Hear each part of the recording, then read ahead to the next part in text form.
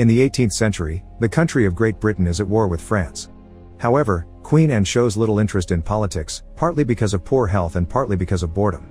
Her advisor Lady Sarah does all the work for her, genuinely caring about her queen even if she doesn't like her rabbits, but also as a chance to effectively rule the country under the queen's approval. Sarah opts for a tough kind of love, speaking to Anne with honesty whenever little things like the bad state of her makeup come up. One morning, Sarah is visited by her cousin Abigail, whose standing has been tainted by her father when he gambled her away in a game of cards. Because an inappropriate man pushed her out of the carriage, Abigail is covered in mud, so she's not making a very good first impression. She's brought a letter from her mother, asking Sarah to give Abigail employment of some sort.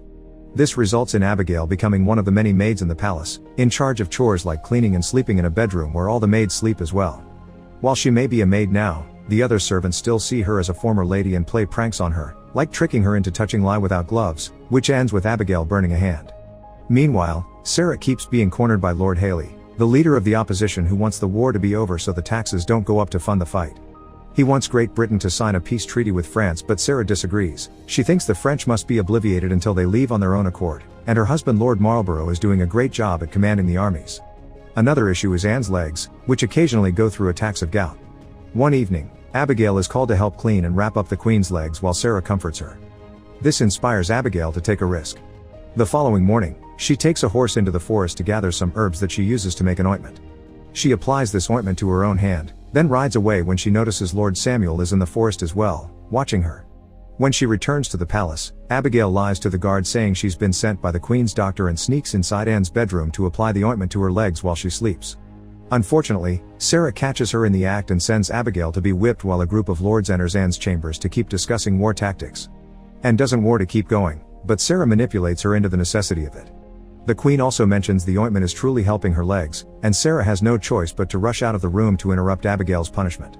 Seeing as Abigail's honest in wanting to help the Queen, Sarah decides to appoint her Lady of the Bedchamber. This way someone else can keep an eye on and control Anne while Sarah is busy with politics. It also means that now she hangs out on the upper floors. Samuel often gets the chance to stare at Abigail whenever she passes by. Sarah makes Anne sign letters she writes herself and hands them to Harley in the Queen's name, allowing her to keep the war going and pissing off Harley more every day. Most lords are against Sarah, and her only ally is Lord Godolphin, who always tries his best to calm down Harley's anger.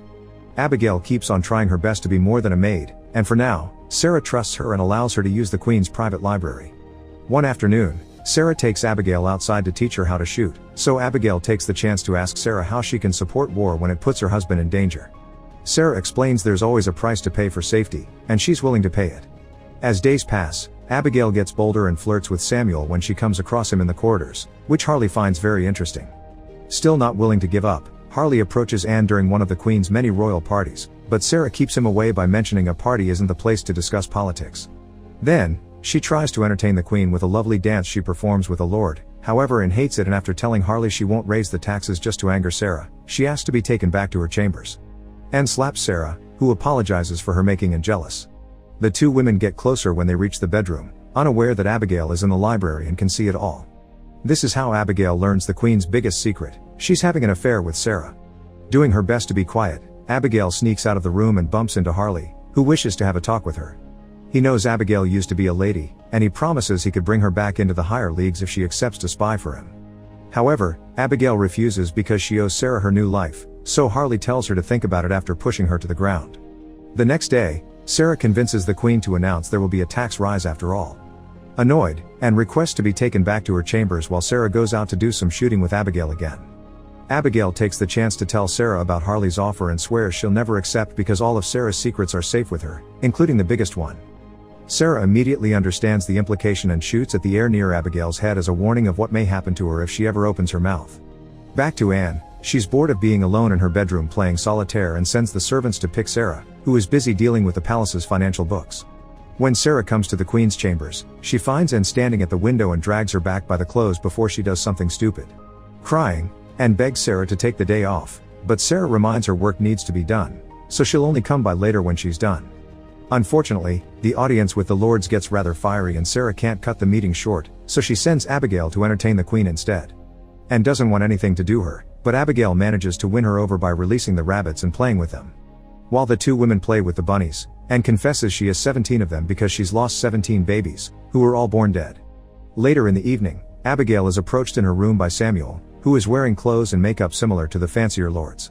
Abigail tells him she may consider getting together with him in the future, then kicks Samuel out, and a disappointed Harley is waiting for him outside, because it had been his plan to send Samuel to seduce and bring Abigail into their side. The next day, Sarah takes Anne riding to apologize for not being there for her the day before, but Anne confesses she liked Abigail's kindness. Since Anne likes Abigail, Sarah leaves her in her charge more often now so she can work. Unlike Sarah's tough love, Abigail constantly showers Anne with compliments and doesn't scold her when Anne gets in a bad mood. To cheer her up and help her with her boredom, Abigail offers to dance with Anne in the privacy of her bedroom, giving her the kind of fun she hasn't had in a while. Sarah catches them in the act and gets jealous, thus the next time they go shooting, she tells Abigail that she won't be needed around the Queen anymore. However, when a servant comes by with a message, Sarah is irritated to hear Anne has asked for Abigail and not for her. Sarah doesn't let her go, she rushes to see Anne herself and threatens her while explaining she knows Anne is doing this on purpose to make her more jealous. One evening, Harley makes Abigail trip, demanding information. Abigail tells him nothing, and to get him off her back, she begins crying, effectively scaring him off. The next day, during the assembly where Anne should announce the tax rise, Harley begins the meeting by giving a speech about the Queen's understanding and generosity. This makes Anne feel cornered and she pretends to pass out to get out of there. Meanwhile, Abigail's reading in the forest when she's approached by Samuel again. The two of them begin flirting as they chase each other in the woods, and Abigail informs him she accepts to marry him. Sadly, she can't do it because she's a maid, so she'll have to change a few things first. Afterward, she goes to the Queen's room, and finding it empty, she gets some of her sweets for herself and gets an idea.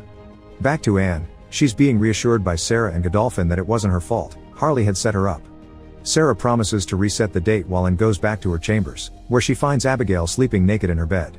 Abigail pretends she accidentally fell asleep and quickly gets changed while making sure the Queen can see every inch of her skin.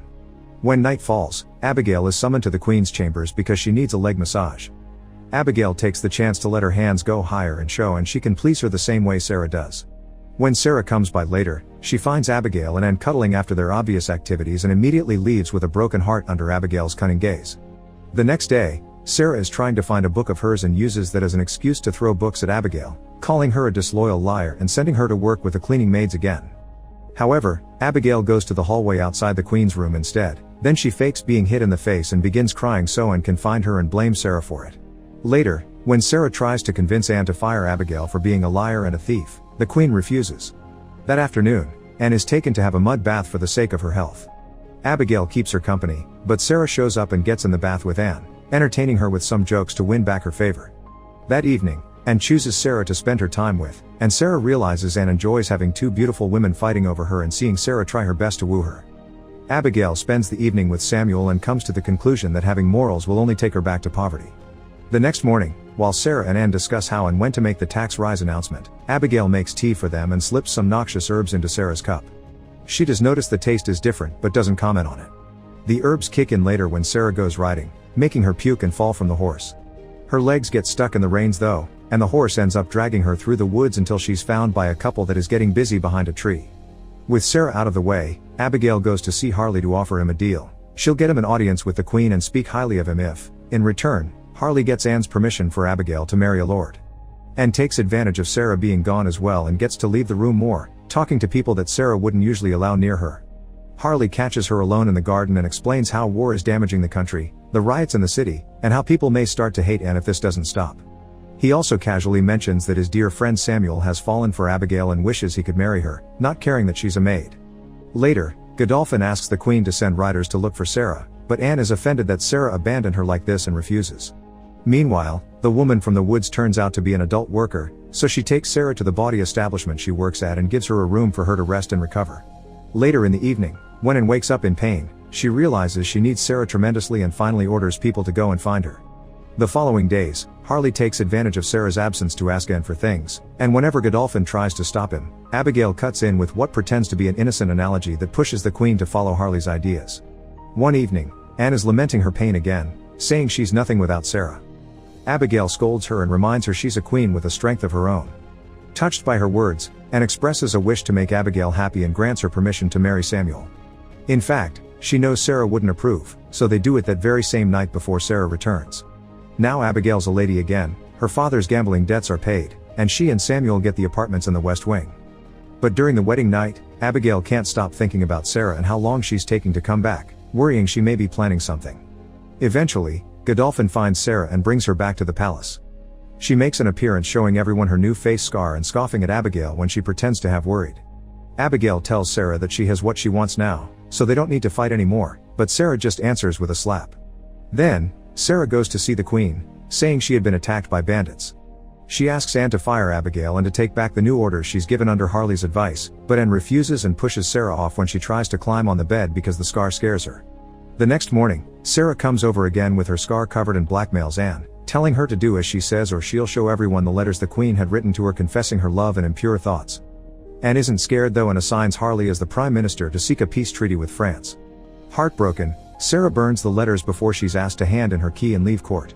Abigail begins to indulge in court society, openly having affairs and neglecting Anne more every day. Sarah goes to live with her husband in the countryside, but Godolphin refuses to give up, so he talks to the Queen and convinces Anne to hear Sarah out if she writes a letter. He also has to convince Sarah to write such a letter, and after many failed tries full of insults, Sarah writes a heartful apology. However, Abigail always checks the Queen's mail first, and burns Sarah's letter before it can reach Anne. She also decides to strike again just in case and tells Anne that Sarah had been embezzling money, but the Queen doesn't believe her. However, since days pass without news from Sarah, Anne grows bitter and during the next assembly, she uses Abigail's lie to order the exile of Sarah and her husband from the country. While soldiers go to the Marlborough residence, Anne rests in her bed. Abigail thinks she's sleeping and abuses one of her bunnies without knowing Anne can see her. Furious, Anne leaves the bed and makes Abigail get on her knees to massage her legs as she supports her weight on her head, a sign of the eternal cage Abigail has locked them both in.